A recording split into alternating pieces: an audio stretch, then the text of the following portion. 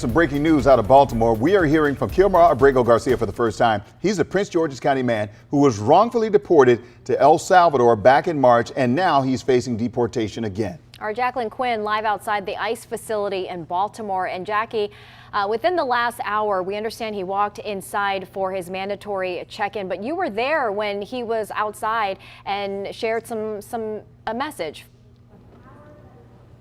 Yeah, he was pretty emotional. That happened about 25, maybe 30 minutes ago in front of this crowd here, because there is this rally for him, his supporters coming out here believing that he was wrongfully taken into custody and then deported. But it was emotional. You know, he thanked his wife, his supporters, his legal team just for being able to come back this far. And he certainly, you know, he explained through a translator that is when he was up there that he wants to get through this legal fight and to find justice here in the end. And going back to this case, you know, yes, he is originally from El Salvador. He's Salvadorian, but he was wrongfully deported, later returned, and now faces human smuggling charges, which his legal team denies, as they say the Trump administration and government has overstepped and not given Garcia due process. Again, he did walk into the offices here. He was supposed to have a check-in at 8 a.m., but many are worried that if this has happened to him before, where he was taken to custody and deported,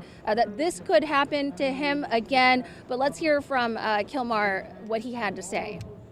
To all the families who have been separated, or to all the families who have been threatened with family separation, this administration has hit us hard. But I want to tell you guys something. With our community by our side and with our family by our side, love will trump. Never lose hope, regardless of what happens here today. In my ICE checking, promise me this.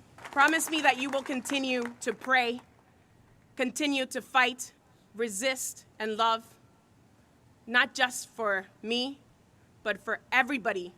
Continue to demand freedom.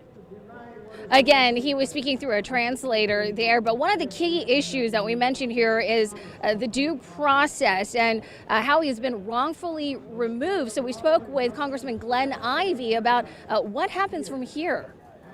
I'm very angry. This is not the way the American justice system should work.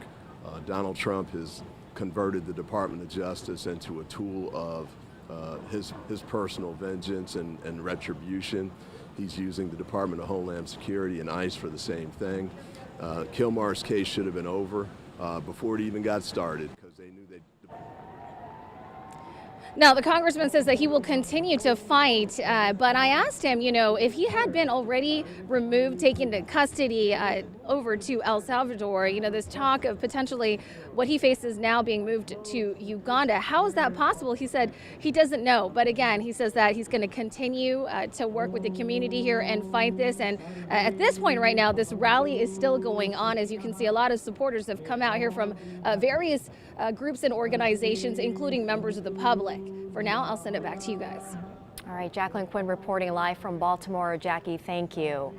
And you can continue to count on us to stay on top of this developing story throughout the day. Be sure to download the WUSA 9 app for breaking updates and watch us anytime here on WUSA 9 Plus.